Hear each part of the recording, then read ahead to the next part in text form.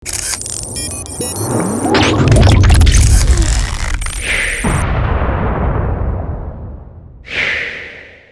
tí ó bá jọmọ Yorùbá lọ́wọ́ tá a wà yìí tó lọ ń kó billions of money tó ń kó pamọ́ tó lọ kó fẹ́ kọ́lé sí Nàìjíríà tó lọ fẹ́ kọ́lé sí abroad tó ń lọ kó dá lé iṣẹ́ kan sílẹ̀ tí ò lè ran ọmọ Yorùbá lọ́wọ́ mi ò kì í ṣépè fún yàn tèmi ṣùgbọ́n tẹni tó délé ní la rí àmọ́ ẹni tó máa kàn lọ́la. Àná àtijẹ́ta mo ti dé síbàdàn, yes ìjẹ́ta mo ti dé síbàdàn lọ́dọ̀ Aláyé lọ́dọ̀ Sunday Igboho. Ibẹ̀ la gbà togetherly ta gbà lọ sí Èkìtì, agbábẹ̀ lọ sí Èkìtì, yes fún rally Èkìtì. Then ó pẹ́ ká tó dé Èkìtì yẹn, ó pẹ́ ká tó kò ní ọ̀dọ̀ Aláyé nìbàdàn ká tó gbéra sí Èkìtì, ká tó wọ Èkìtì fún rally Èkìtì máa lọ bí abẹ́ around 4:30 to 5 fún ẹni tó bá follow update dáadáa. Wẹ́ bàtà dé Èkìtì yẹn tá a parí tán a kò ní Èkìtì níbi after 6 we left Èkìtì something la tó kò ní Èkìtì. Bàtà kò ní Èkìtì tán bó àgbéra Ìbàdàn padà ẹ̀kẹ́ ìbọn tí mi jẹ́ lọ́dún Ìbàdàn mo ní láti sleep láti sùn ní Ìkirè.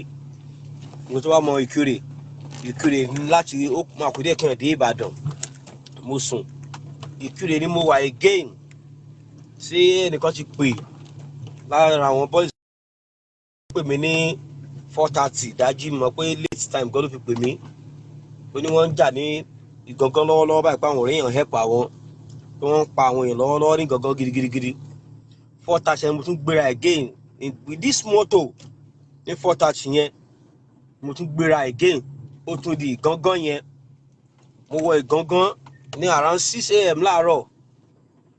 So before getting to ìgangan àwọn oníṣẹ́ ibi yẹn wọ́n ti ṣe tó fẹ́ ṣe, wọ́n ti bà nǹkan jẹ́ gan, wọ́n ti jó palace onígangan ìgangan land together with the town hall tí wọ́n dẹ̀ pa àwọn èèyàn tí wọ́n lé ní no less than 10-11 tí mo rí dáadáa fún ara mi. Bọ̀ kó tó di pa dé gangan àwọn yẹn kí ni wọ́n ti gbéra wọ́n ti lọ. Kí ni mo fẹ́ fàyọ ni wípé ẹ̀yin tí ẹ jọmọ Yorùbá ẹ̀wọ̀n diaspora nìkan kọ́ tí ẹ wà nílẹ̀ Yorùbá lọ́wọ́lọ́wọ́ tí Ọlọ́run gbà fún, tí Ọlọ́run gbàdúrà yín tá à ń sọ pé kẹ́ ẹ ran ohun tó ń ṣẹlẹ̀ yìí tá ní kẹ́ ẹ ràn wá lọ́wọ́ tí ẹ lè ṣe ìrànwọ́ tẹ́ ẹ̀ ń sáré ọlá tẹ́ ẹ̀ ń sáré ọrọ̀. Yorùbá bọ̀ wọ́n ní aṣiwèrè ó ń kó ọrọ̀ jọ láì mẹ́ni tó máa lò ó. Aṣiwèrè ènìyàn ó ń kó ọrọ̀ jọ láì mẹ́ni tó máa lò ó. Ó lè máa fowó bìdílé epo kó máa fowó ra ilẹ̀ kó máa kọ́ estate káàkiri kó máa fowó ra igbá kó máa fowó ra àwo. Ó mọ̀ bóyá ẹ̀mí ẹ̀ ló máa lò ó because ohun tó ń ṣe lọ́wọ́lọ́wọ́ sí yìí kì í ṣe pé eré ọmọdé. Haúsá ní gan ni yá fi jí wọ́n ní ìrírí òtó àfojúbà ǹjẹ́ ó bójú débẹ̀ mo bá ojú débẹ̀.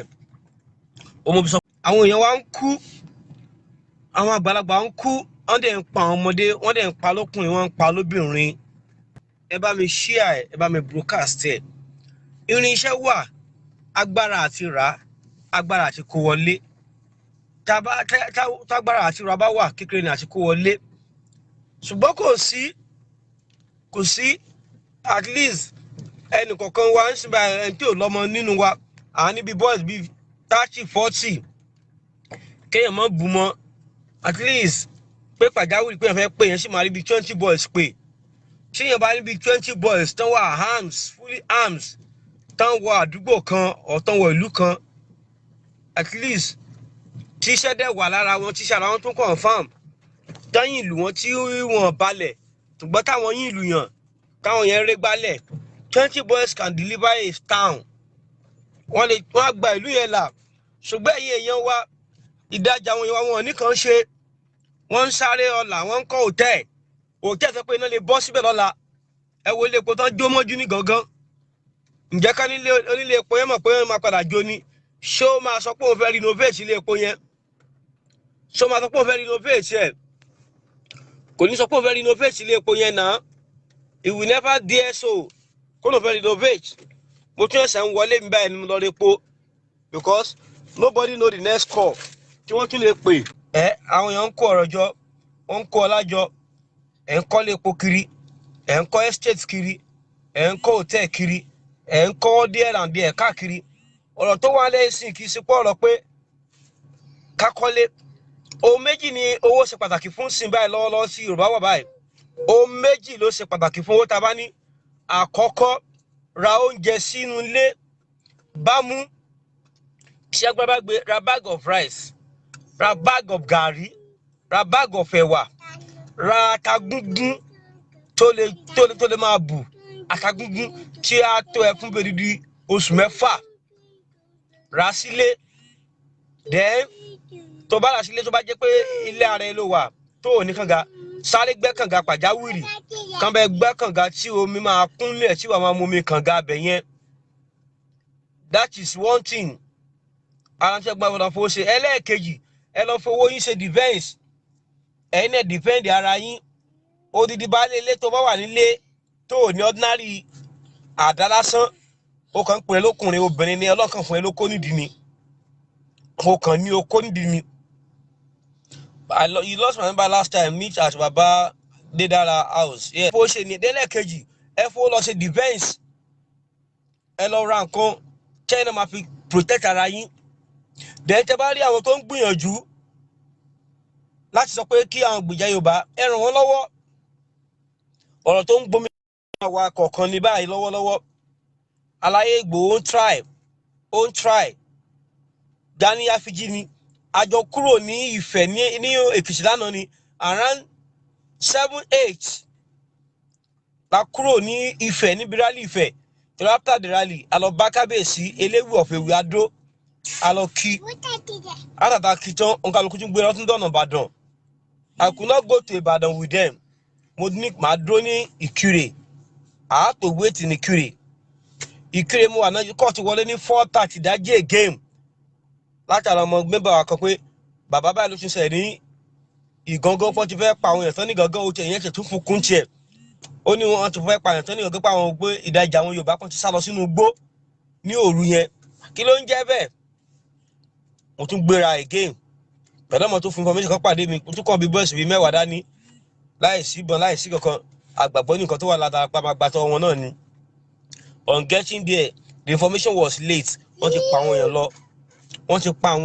Àwọn èèyàn tí òkú ti pọ̀ ńlẹ̀lẹ̀ lọ. Wọ́n ti jólé, wọ́n ti jó palace gangan. Oníkan fi gangan ti jó palace ẹ̀. Wọ́n ti jó town hall ẹ̀. Àwọn wo nìyẹn? Who are those people now? Ta ló wà bẹ́ẹ̀ yẹn? Get out, kí ló wẹ́?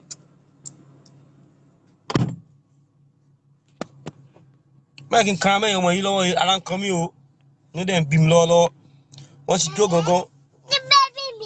Thank you, ma. Thank you. Yes. Wọ́n ti shut up, I'm coming. Wọ́n ti jó gangan. Àti ìmọ̀ warehouse about the palace king. Àti ìgbọ́ nípa ọba gangan báyìí. Àmọ́ bí tí bàbá yẹn wà. Àmọ́ bí tí ń gbé màá yẹn lọ. Àmọ́ tó ṣẹlẹ̀ sí màá yẹn báyìí. I'm not here to do program because ó rẹ body gan. Ó rẹ̀ mí níwọ̀nba. Ó rẹ̀ mí mo at least mo dé kò ní gangan tí mo dé Àkúrẹ́ padà ní around that 8 láàárọ̀. Mo sùn látàárọ̀ ni mo lo sempe night. Mo kò máa jẹ́ kójú èèyàn wù. Mo sùn ní kí n ṣe lè regain body. Mo tún ṣe jí again báyìí. I have to rush down to ilé epo again. Mo tún lọ ra full tank sílẹ̀. Mo tún lọ ra full tank díẹ̀. Bí àtúmọ̀ kọ́ọ̀tù tún lè wáyé. Ẹ má sọ pé Barbados gangan people are stupid sir for voting again. A lè sọ pé àwọn gangan lè sọ pé bí wọ́n wà stupid now. Tá bá sọ pé gangan gbogbo náà kọ́ ló ṣe máa cooperate. Àwọn bá tó sì ń ṣe títí wá. Thank you. Àwọn tó sì ń ṣe tiwa yẹn. Àwọn tó ṣe tiwa láàrin wọn. I'm coming. Thank you my baby. Thank you. Àwọn tó ṣe tiwa láàrin wọn. Either they are stupid or they are not stupid. A lè máa wò wọ́n ní ọ̀kan pa wọ́n náà. Ká sọ pé torí pé wọ́n stupid. Ká bọ́ ní ọ̀kan máa pa wọ́n. A lè gbà kán máa pa wọ́n náà. A lè gbà kán máa pa wọ́n. okay wọ́n ti bá oníkankan sọ̀rọ̀ adúpẹ́ lọ́wọ́ Ọlọ́run because èmi ò tí gbọ́ nǹkan nípa nǹkan tí mi ò bá rí tèmi kì í sọ mi ì tí gbọ́ the whereabout of onígangan of Igangan land so ó dẹ̀ jẹ́ kó máa dùn mí pé ibo ni ọba yìí máa wà kó má di pé bíyà pé wọ́n ti lọ pa ẹni ẹlẹ́ni so bọ̀tà adúpẹ́ lọ́wọ́ Ọlọ́run sí báyìí àwọn kan fún mi ní information pé wọ́n ti bá onígangan sọ̀rọ̀ pé wọ́n ti bá kábíyèsí yẹn pé wọ́n ti rí kábíyèsí yẹn well if that be true we thank onílé thank God but kan tí mo ń sọ sí ni pé ẹ̀yin ènìyàn ẹ jọ̀wọ́ ẹ ṣe ìrànwọ́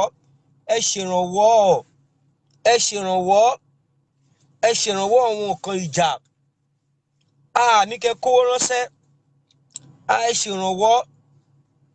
Everybody cannot fight the war, but you can only assist those that are fighting the war.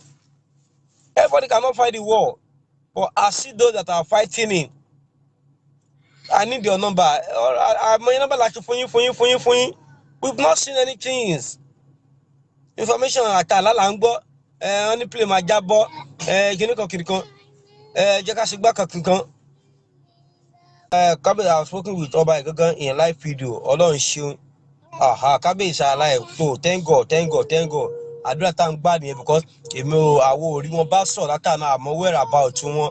So ó dẹ̀ ń kọ wá lóminú pé kí ló lè ṣẹlẹ̀ sí dídí ọba yẹn. But we thank God now that somebody said they have spoken with the king. We thank God for that. Ẹ jọ̀wọ́ irinṣẹ́ la nílò. Àwọn irinṣẹ́ gìtá gidi kì í ṣe àwọn ẹ̀tùrọ̀ ẹ̀kọ́mísí tá máa dún bí orin àwọn ọmọ wà nílẹ̀ we are ready to go.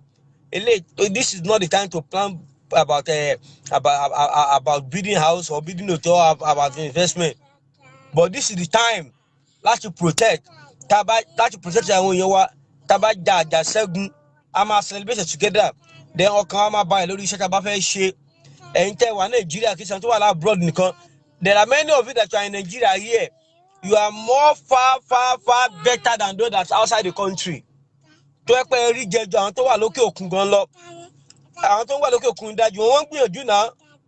Èmi inú wọn gan tọ́lẹ̀tì ló ń fọ̀ lọ́hùn. Èmi ìnáni ló ń ṣe. Èmi ìgbẹ́ ló ń kó lọ́hùn. Tó ẹ pé ẹ̀ tẹ́ wà Nàìjíríà tẹ́ sọ pé ẹjọ́ mu wa. Tó ẹ pé ẹ ní àwọn iṣẹ́ gidi ẹ ní àwọn ilé iṣẹ́ gidi tó pé Ọlọ́run dẹ̀ gbà fún yín. Ẹ̀yin ẹ sì wà nítòsí láti ṣèrànlọ́wọ́ fún wa láti kọjú kínní yìí ẹ jọ̀ọ́ má yẹ kí Yorùbá kúkú ya ntẹ́ bá ṣe lé la máa rántí o. I think we have governor in Oyo State. Where is he? Be asking me that question now. Be asking me the governor. But tó bá dé ìlú ẹ̀ Oyèbánjí Prince. Tó bá dé ìlú ẹ̀ then you be inviting the governor. And the worst part pé kíni till I left Igangan this morning no police that come around. No police. Ìgbà tó ń bá ṣáṣájà ní ṣáṣá nìbàdàn kò ju ìjà òtí ìfẹ́jú tí àwọn sójà ti dé to protect the Fulani there. Please ẹ ṣèrànwọ́. I will not say more than that because I need to rest. We don't know what might happen tomorrow morning again. Thank you. You can still reach me on my personal Facebook account. Awishe Ogboni Ondo State. Account 1. Awishe Ogboni Ondo State. Account 2. But that first account is what I use mostly. Thank you. God bless you. Ìlédùà á gbé yín o, kò ní gbé ọ̀dàlẹ̀ lọ́lá Ọlọ́run.